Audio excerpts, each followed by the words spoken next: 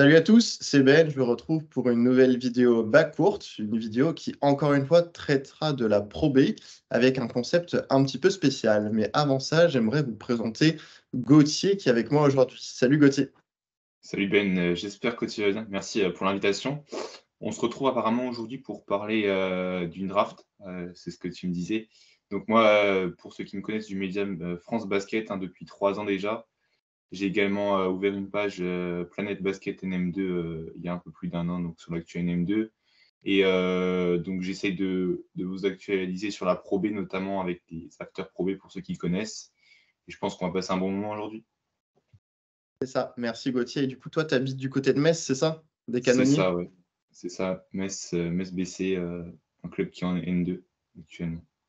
Ok. On va pouvoir tester nos connaissances effectivement sur la Pro B. Donc le concept du jour, comme tu l'as dit, c'est une draft basée sur la saison qui vient de s'écouler, vu que pour la prochaine saison, les clubs ne sont pas encore complets au niveau des transferts. Donc l'objectif va être tout simple. Poste par poste, on va devoir choisir un joueur chacun de notre tour dans le but de constituer une équipe composée forcément d'un 5 majeur de 5 joueurs sur le banc, d'un coach, et il faut prendre en compte effectivement les quotas, donc avoir le nombre de 4 joueurs étrangers au maximum par équipe.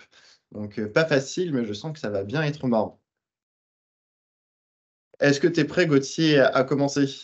Je suis prêt, écoute, je suis prêt, hein. On On va commence par le commencer meneur, par, forcément. par les meneurs, ouais, forcément, ouais. Je Ok. vais choisir ton meneur titulaire, et puis après, Ouais. je Alors, vais... on va commencer par un joueur, un joueur français formé localement. Antoine Eyto, meneur de l'élan Chalon Basket.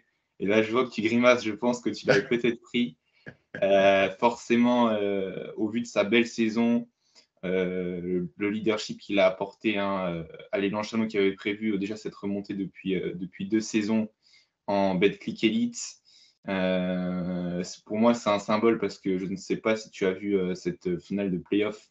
Ouais, ouais, bien sûr. À la fin, il a les larmes aux yeux, donc c'est une reconnaissance. Je ne sais plus quel âge exactement il a, mais il a 35 ans, si je ne me trompe pas, Ouais, 36 ans. 34 ou 35, je crois. Ouais. Ouais. Donc, et pour moi, normalement, il prolonge à l'élan Chalon de mémoire, si je ne dis pas de bêtises. Donc, pour moi, c'est un symbole de le mettre. Il fait partie des meilleurs joueurs français. Il a pratiquement 16 d'évaluation. Donc, c'est un symbole de le mettre. Je pense que tu l'avais mis aussi. Donc, et ça, il a vraiment grandement aidé Chalon, notamment avec son adresse extérieure. Je ne sais pas ce que tu en penses de mon premier choix.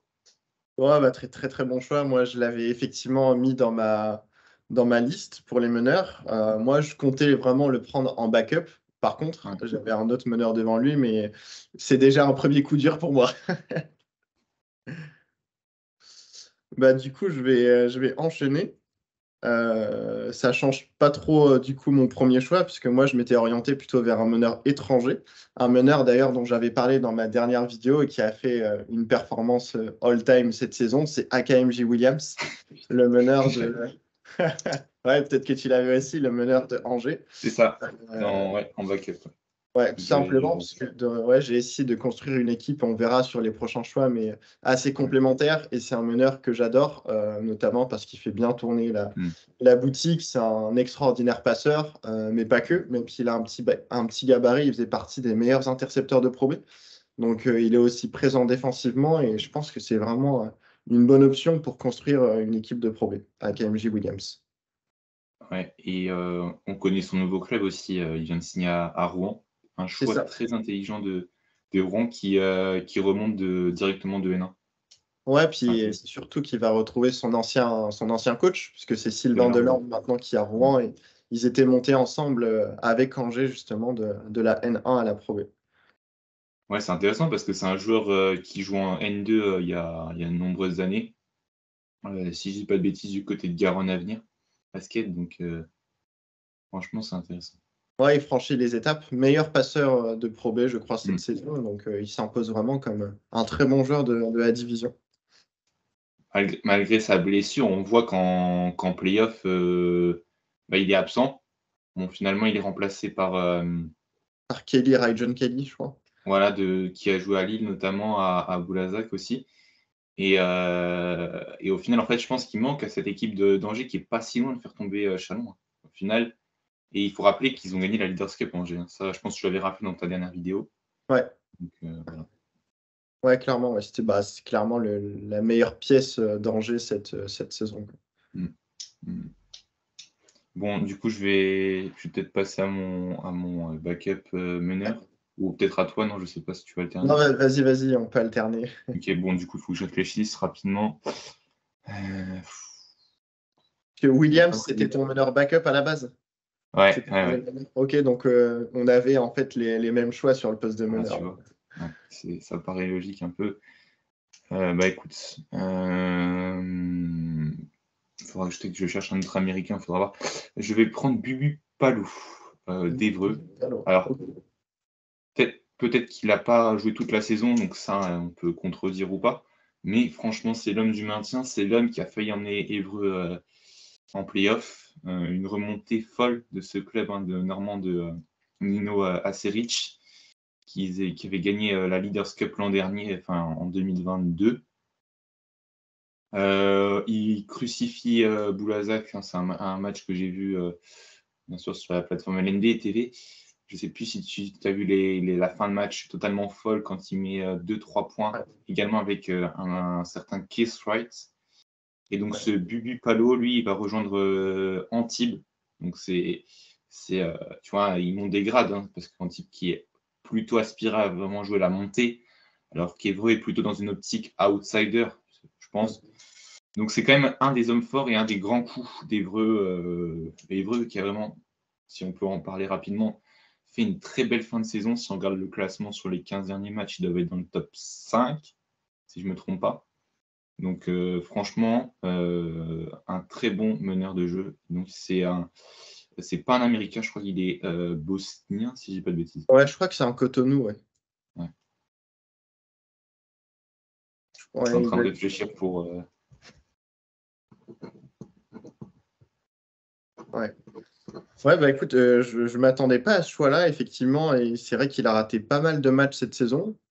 J'ai trouvé qu'au début de saison, il a peut-être eu un peu de mal à s'adapter. Je crois qu'il y avait eu quelques rumeurs comme quoi peut-être qu'il passerait pas l'hiver. Au final, ils l'ont gardé et il est revenu en fin de saison. Il a fait beaucoup de bien. Son retour associé à la signature de Adin Vrabac, qui a prolongé d'ailleurs, a Bon, permis voilà, vraiment à Evo de s'assurer un maintien tranquille. Et au final, ils n'étaient pas si loin d'avoir un spot pour disputer les playoffs. Donc ouais, et le fait qu'il signe en type, ça montre vraiment que ça reste un bon joueur quand il est en pleine capacité de ses moyens physiques, ça reste un bon joueur pour la Pro B. Ouais.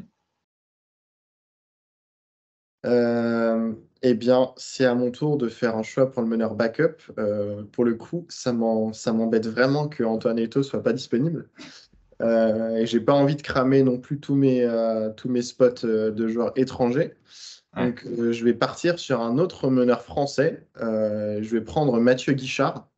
Un choix qui peut paraître surprenant, mais Mathieu Guichard, c'est tout simplement un joueur expérimenté. J'ai besoin d'avoir un peu d'expérience, justement, et de bouteille dans mon équipe. Donc, il coche vraiment cette case-là. Et puis, ça reste un très, très bon passeur, Mm. habitué de la division, puisque ça fait très longtemps maintenant qu'il évolue du Avec côté Saint-Chamond, ouais. Ouais, avec Alain Tinet. Donc, je l'accueille, Mathieu Guichard, avec grand plaisir dans mon équipe. C'est un joueur dont on parle très peu, mais qui est un joueur vraiment Mm. enfin, très solide de la division et vraiment excellent passeur. Il est souvent dans les top 5 des meilleurs passeurs de Pro B. Après, peut-être, c'est vrai que c'est un choix un peu surprenant au vu de la saison de Saint-Chamond, qui nous avait habitués à beaucoup mieux l'an passé. C'était une surprise. Et au final, quand on voit tous les progrès qui sont faits avec cette nouvelle salle, l'Arena Loire, où se passe notamment la Leaders Cup Elite, hein, Battle Elite, Ouais, on se dit, bon, Saint-Chamond, c'est dommage cette saison, mais ils ont quand même réussi à acquérir un maintien assez confortable dans les dernières journées. Avec un Lantinet qui a tiré sa révérence d'ailleurs. c'est ça. Après, c'est vrai qu'en Pro B, il y a souvent l'axe 1-5 avec plutôt des joueurs étrangers qui sont dominants. Donc, je ne sais pas toi, mais en recherchant des meneurs JFL, le choix était un peu restreint, à part Antoine Eto'o, Mathieu Guichard. Il y en a d'autres, mais qui, un peu à l'image de Saint-Chamond, je pensais à Lucas Bourris aussi, j'y avais pensé.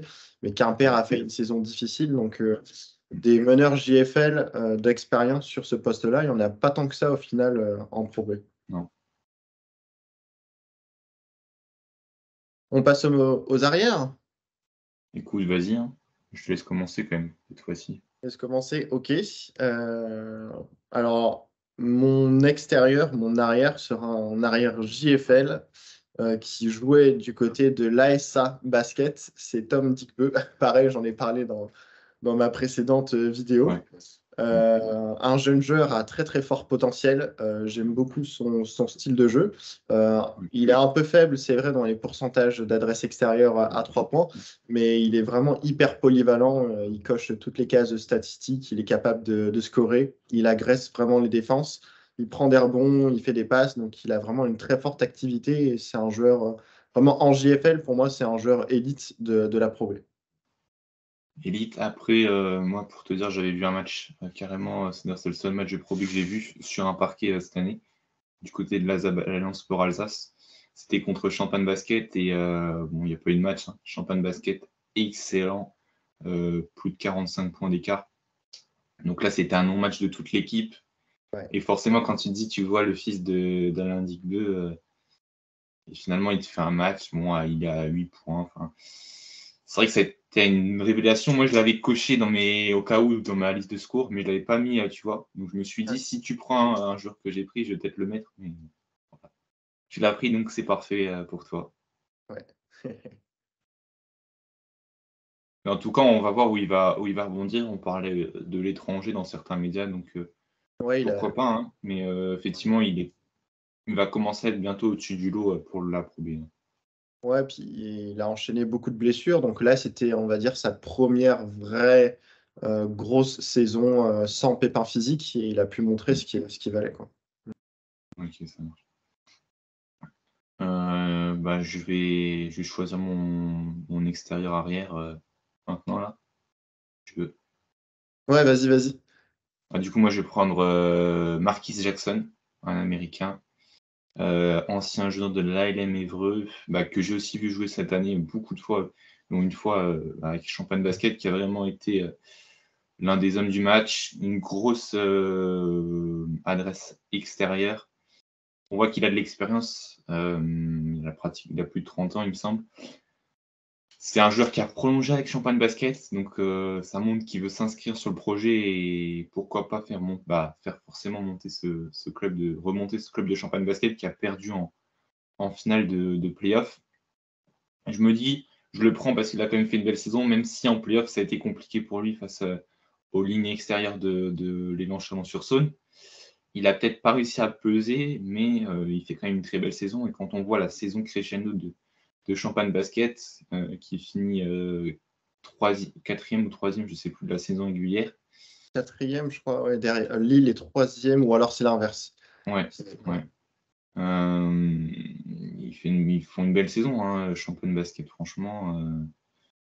Quand tu les vois, c'est une équipe très très homogène, avec d'anciens joueurs d'expérience, Betclic. Et Jackson, pour moi, peut passer le cap de cette Pro B vers la Betclic. Donc pour moi, c'est une référence quand même de mettre dans ce 5 majeur.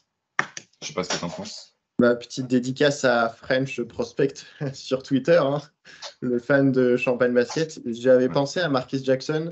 Mon problème, et c'est pourquoi je l'ai pas choisi, c'est que je trouve que c'est un joueur il peut être vraiment, il a d'énormes qualités, il est exceptionnel, mais il peut être trop irrégulier à mon goût. On l'a d'ailleurs vu en playoff, il a alterné à des matchs extraordinaires et le match d'après, il est capable de terminer à 0 ou -2 d'évaluation. Donc ça m'a un peu refroidi, on va dire. Alors, je suis content que tu sélectionnes Marquis Jackson, parce que tu commençais à parler je voyais que tu allais sortir un joueur étranger. Et justement, moi, en rotation, j'ai choisi un joueur étranger que j'ai beaucoup vu évoluer à La Rochelle, vu que j'y habite. C'est Robert Turner, que j'ai choisi, qui est vraiment, pour moi, hein, c'est après, forcément, tout est discutable, mais c'est le meilleur extérieur on va dire, sur le profil offensif que j'ai vu cette saison en Pro B. Il avait d'énormes responsabilités et c'est un joueur qui est vraiment, je trouve, au-dessus du lot offensivement pour la Pro B. Il a terminé, je crois, deuxième meilleur marqueur ou troisième meilleur marqueur derrière Trey Boyd. Trey Boyd, d'ailleurs, que j'avais mis dans ma liste pour les meneurs. Mais ouais, Robert Turner, très très fort scoreur à mi-distance. Il a un premier pas qui est vraiment explosif pour faire des différences. Il peut être clutch aussi à 3 points, donc je suis très content de pouvoir le choisir, qu'il soit encore disponible. Très très bon joueur. On va peut-être encore lui reprocher de ne pas avoir joué toute cette saison avec La Rochelle et on voit au final que ça pèse parce que La Rochelle qui était mal parti en début de saison et au final qui fait une fin de saison très très belle pour un promu. Et je sais pas, je pense a dû voir pas mal de matchs du côté de. Ouais, ouais, ouais. Ouais. Ouais, Et donc bah, c'est ça, il y a vraiment une différence. à partir du moment où il est arrivé, La Rochelle avait d'énormes difficultés offensives à partir du moment où il est arrivé, sachant que c'est un joueur aussi qui a beaucoup évolué en National 1, hein. À partir du moment où il est arrivé, il a porté l'équipe sur ses épaules. Ça a été un peu le sauveur providentiel, quoi. S'il n'était pas là, je pense que La Rochelle aurait joué le maintien, voire peut-être même serait descendu, puisqu'il y avait un fort déficit offensif. Mm. Mm. C'est que ça a été un grand joueur. Je ne sais pas si tu avais peut-être des infos. Il devrait partir, non? Ça a été peut-être acté, non, déjà? C'est sûr qu'il part, parce que La Rochelle a bouclé son recrutement. Donc c'était annoncé qu'il partait. La Rochelle voulait le conserver, mais ça n'a pas pu se faire malheureusement. Et pour l'instant, je crois qu'il a signé. On ne sait pas encore où est-ce qu'il a signé. Ok, ça marche. Moi, je vais prendre un JFL pour compléter mon backup. Peut-être encore un hommage à ce capitaine de Denain Voltaire, Mathieu Missonnier. Peut-être un choix surprenant, mais c'est comme quand tu disais par rapport aussi au meneur, quand tu cherches un peu les arrières JFL, bah, on n'a pas grand monde qui Ouais, peut poser son épée devant, hein.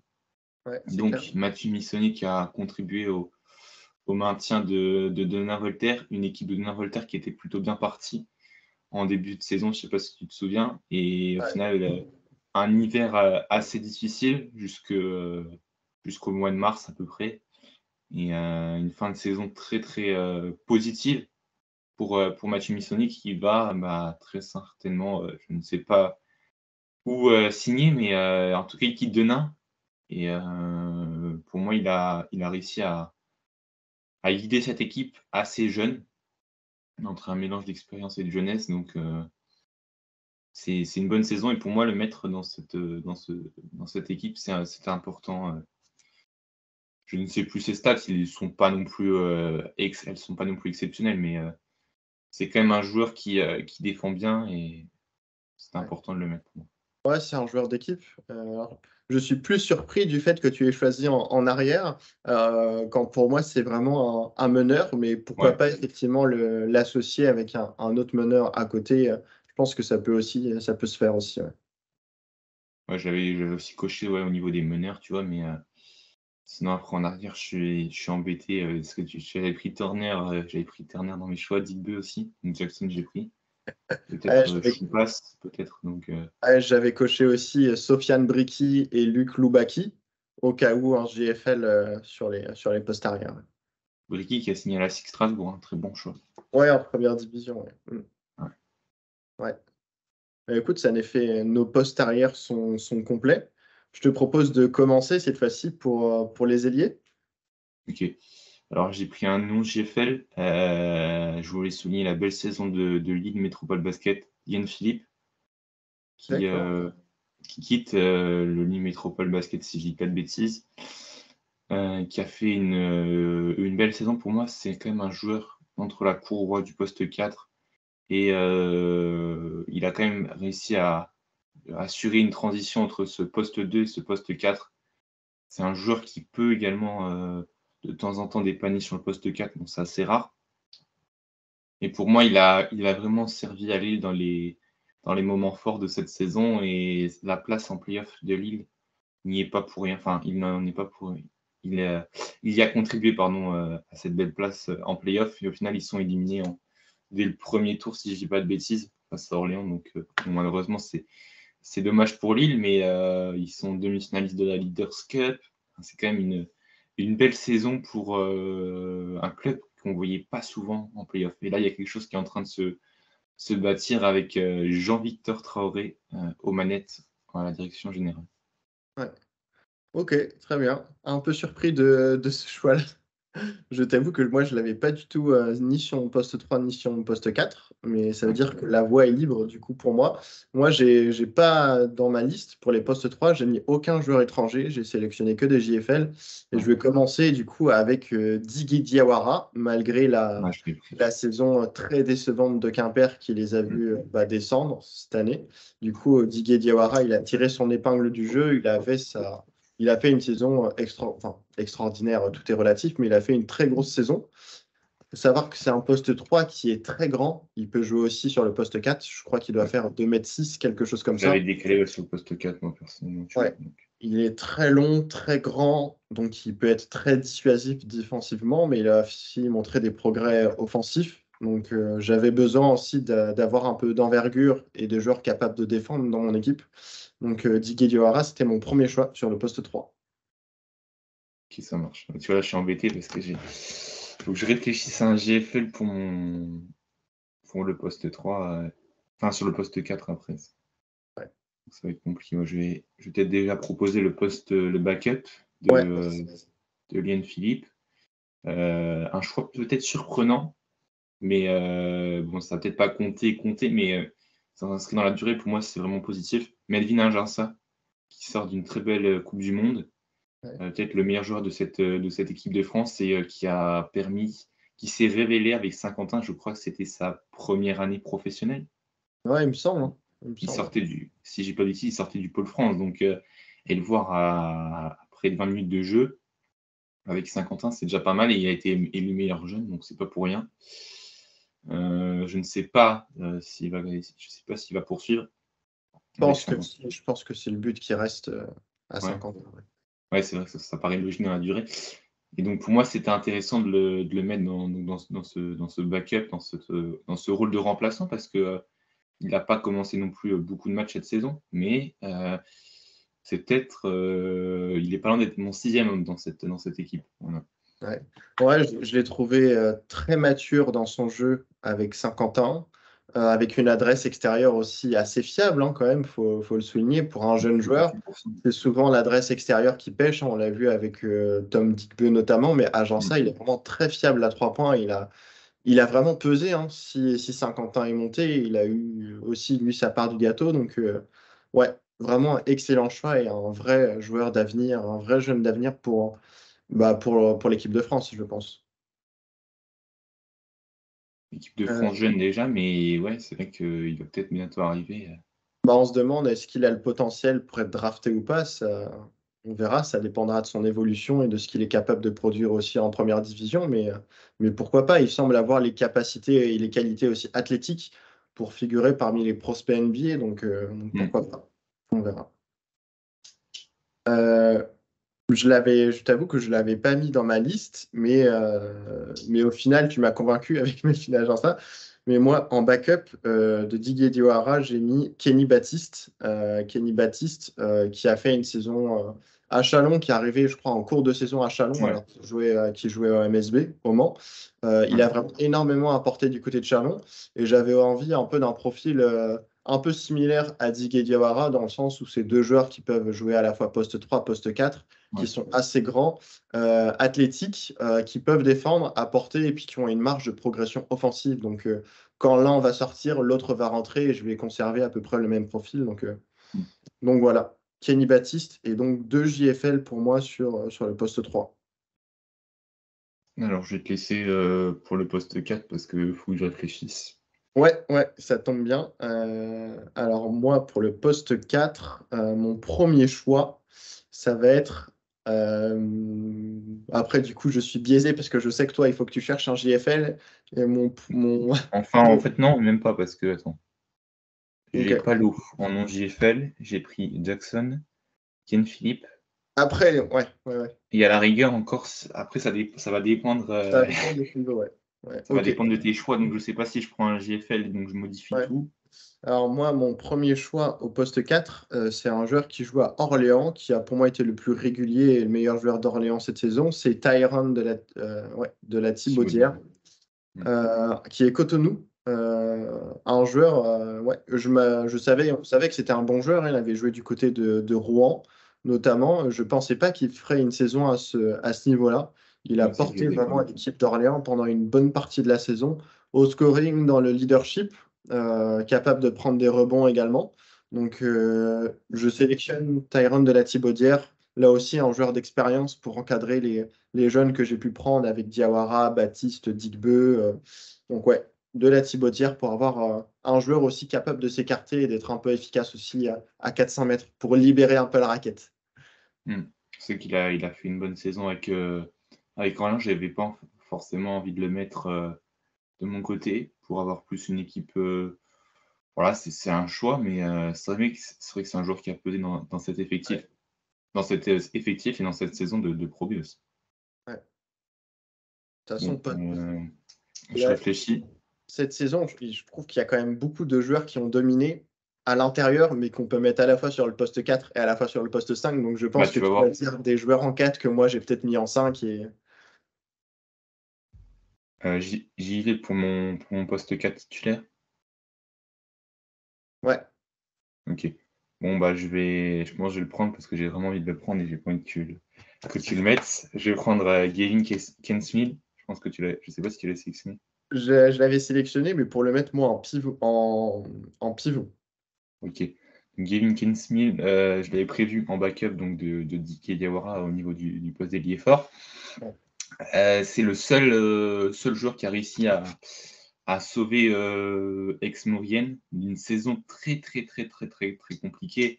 On a dû attendre les arrivées de Willett et de Jackson, je ne sais plus notre nom, du côté de la Maurienne, parce qu'ils étaient vraiment dans une saison très compliquée avec des choix incohérents. On en a parlé notamment dans mes émissions After Pro B. À l'époque, on ne comprenait pas pourquoi Samuel Dingo, je ne sais pas si tu connais ce joueur qui a joué du côté de Nanterre à l'époque en espoir, se retrouve au final avec 8 minutes de jeu, alors Ouais. que. Il a signé à Enfin, Poitiers d'ailleurs, Samuel Eyango. ouais, donc c'est des choix très, très surprenants de la part de C. Schmidt, il me semble qu'il était encore aux commandes cette année. Ouais. Donc bon, au final, ils se maintiennent. Ils se maintiennent aux dépens de Saint-Vallier et de Quimper. Mais bon, donc j'ai quand même envie de récompenser Ken Smith pour sa saison parce que ça a été. Je sais pas si c'est un JFL par contre. Non, non, c'est un joueur étranger. Il me semble que c'est un Cotonou à vérifier, mais il me semble que c'est un Cotonou. Ok, voilà. Donc là, j'en aurai 3 des non JFL. Donc ok, attends, non, même 4. Ah bah du coup, c'est bon, j'ai mon quota, donc il faut. Pour l'instant, j'en ai 3. J'ai 3 joueurs étrangers pour l'instant. Donc moi, j'en ai pris 4, donc normalement, je suis obligé de que de donner des joueurs français, donc c'est bon. Ouais. Il me reste un spot. Mon dernier spot de joueur étranger, moi, c'était justement Ken Smith. Donc, Ouais. mais bon, bon, mon backup et l'effort, pour moi, c'est Yvan Février. Mm. Yvan Février, parce que j'ai choisi, on va dire, des joueurs dans la raquette qui ont besoin justement de place dans la raquette. Et c'est vrai que dans le reste de ma constitution d'équipe, j'avais pas de sniper, j'avais pas de spécialiste sur le tir extérieur. Et donc, je voulais vraiment un poste 4 qui puisse s'écarter. Et pour moi, c'est la meilleure option, c'était clairement Yvan Février, hein, qui est un joueur un peu profil d'Adrien Moarman, avec une belle adresse extérieure. Donc, je suis très Ouais. content qu'il soit encore disponible. Ok. Bah, c'est un choix intéressant. On n'a pas encore cité du joueur de Vichy-Clermont. Ouais. À mon avis, je pense dans les commentaires, beaucoup vont peut-être nous critiquer pourquoi on n'a pas pris Trey Boyd. Il faut faire des choix. Voilà. Donc moi, si on peut enchaîner, j'ai 2 choix. Je ne sais pas si tu comptes Mamadou Guissé comme un poste 4. Sinon, je On prends. peut. C'est toi le GM, c'est ton équipe. J'hésite, j'hésite entre 2 joueurs.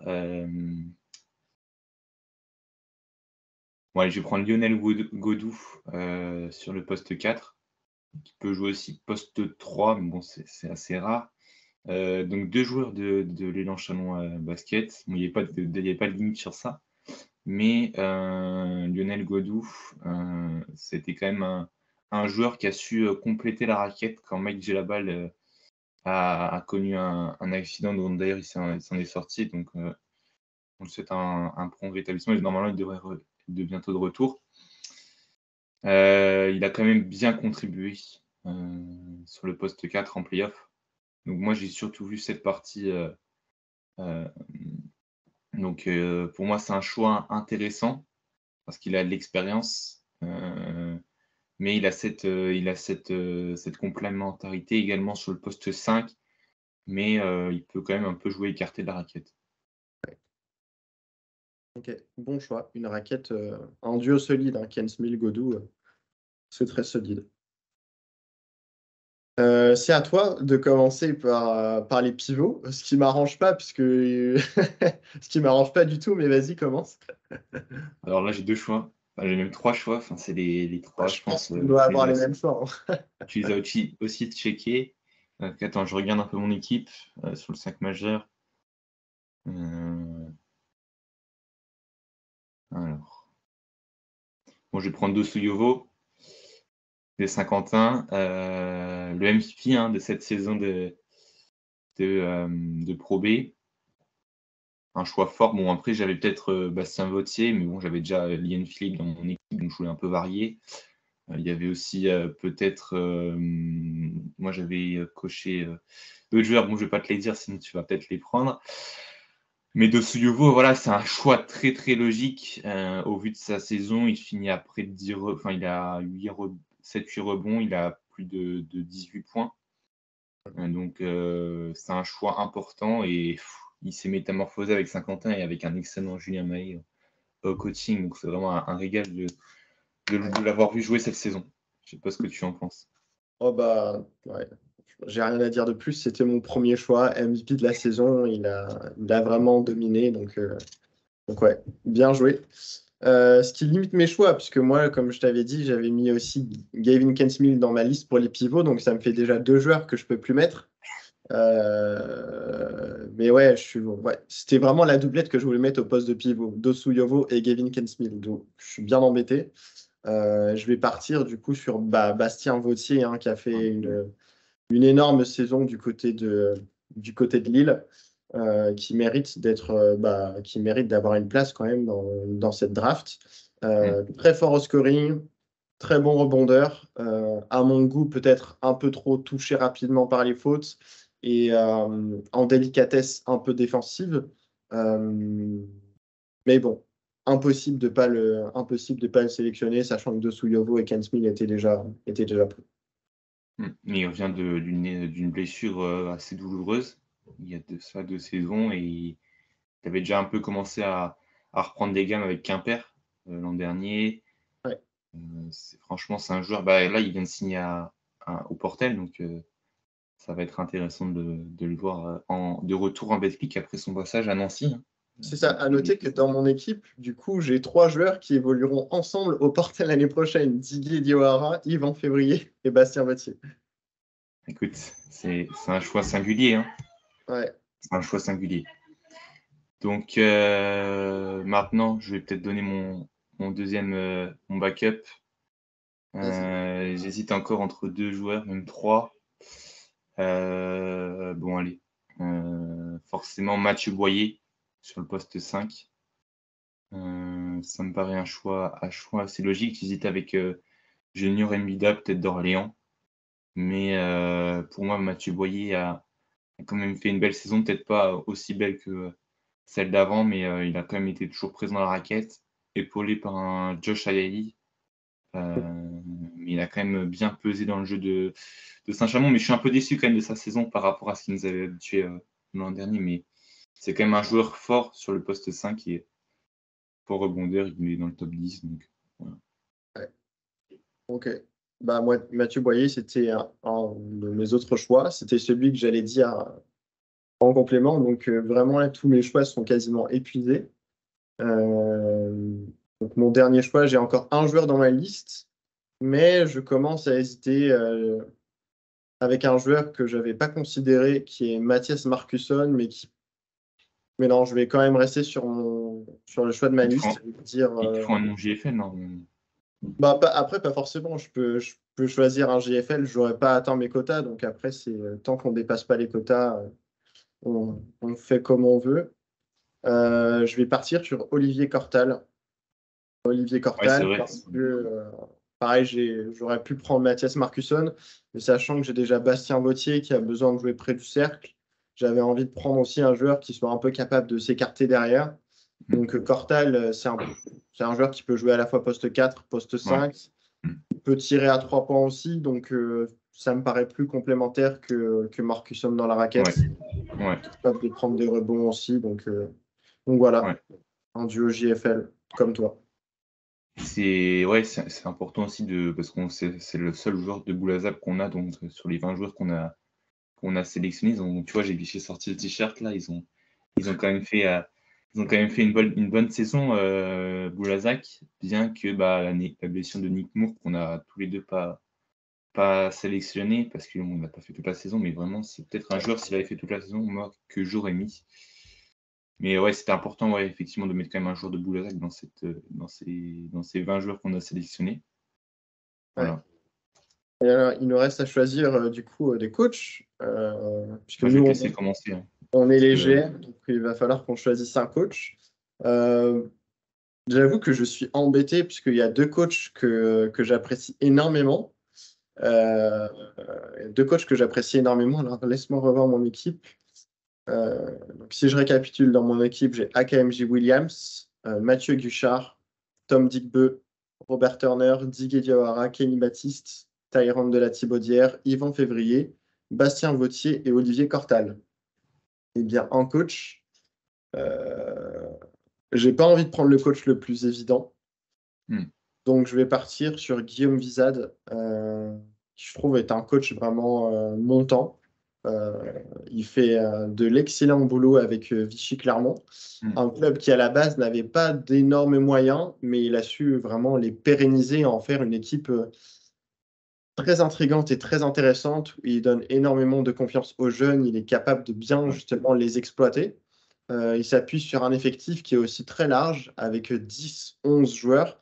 Et ouais, sachant que j'ai plusieurs joueurs à potentiel dans mon effectif, comme Vautier, Cortal, Baptiste, Diawara, Février. J'aurais Digbeu aussi, j'aurais très envie de voir ces jeunes talents s'exprimer avec Guillaume Bizade, qui est coach de l'équipe de France hmm. U20, d'ailleurs, qui fait une très belle compétition en ce moment.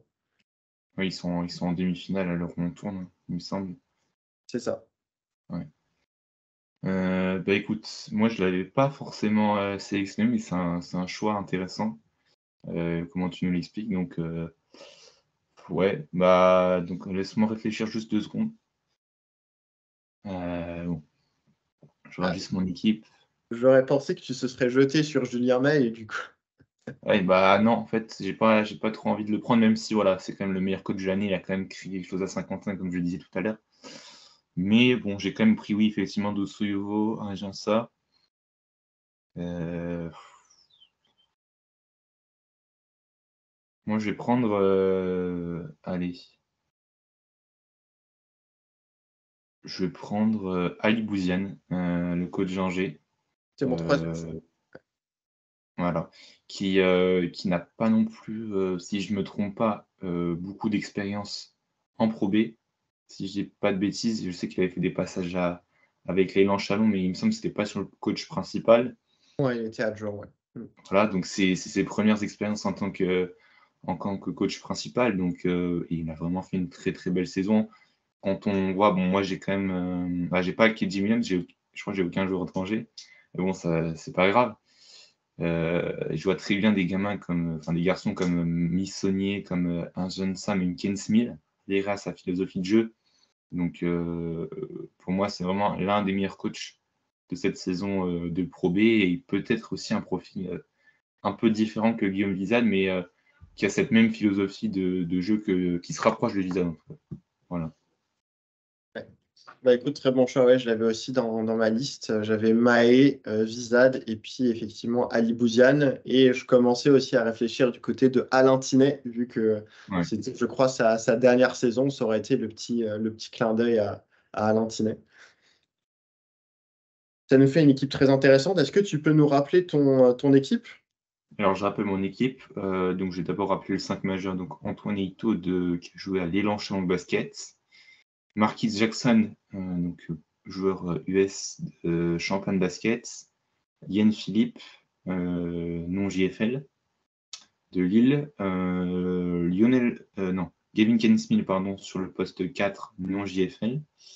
Et Mathis Dosouyovo sur le poste 5. Mon banc, Palo de Évreux, Missonnier sur le poste d'arrière, Arginsa de Saint-Quentin, Lionel Godou de Châlons et Mathieu Boyer de Saint-Chamond. Très belle équipe.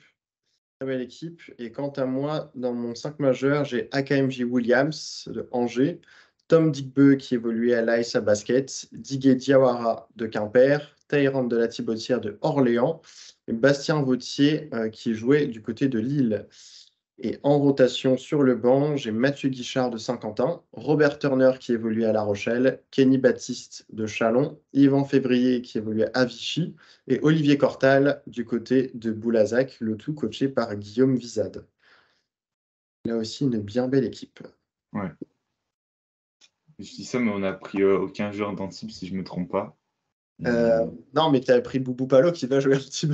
Voilà. Et Mathieu Boyer aussi. Mathieu Boyer, tu vois. Et Mathieu Boyer. Dans mes choix, j'avais Nobel Bungukolo sur le poste 3 où j'ai hésité, mais au final, je ne l'ai pas mis. Et il n'y a aucun joueur. Alors, si j'aurais pu mettre aussi au poste 5 Jean-Marc Pansas, c'est vrai que je l'avais noté. J'y ai pensé, mais c'est vrai qu'il n'y a pas de joueur, je trouve, qui est vraiment sorti du lot cette année du côté d'Antibes. Ouais. Bon, eh bien, écoute, c'était un exercice très sympa à faire, pas toujours évident, mais ça nous place un peu dans la peau d'un general manager, donc c'est vraiment très, très intéressant. Je ne sais pas ce que tu en as pensé. Écoute, le concept était très intéressant, comme tu l'as dit. Bon, après, il y a forcément des malheureux comme chaque fois. Moi, j'ai fait un petit truc aussi sur la Nationale 2, là, donc les joueurs avaient bien aimé. Donc, j'espère que tout le monde a apprécié cette émission. Merci encore à toi pour l'invitation et une prochaine, hein, peut-être. Ouais, merci beaucoup. À très vite, Gauthier. Salut. Salut Ben.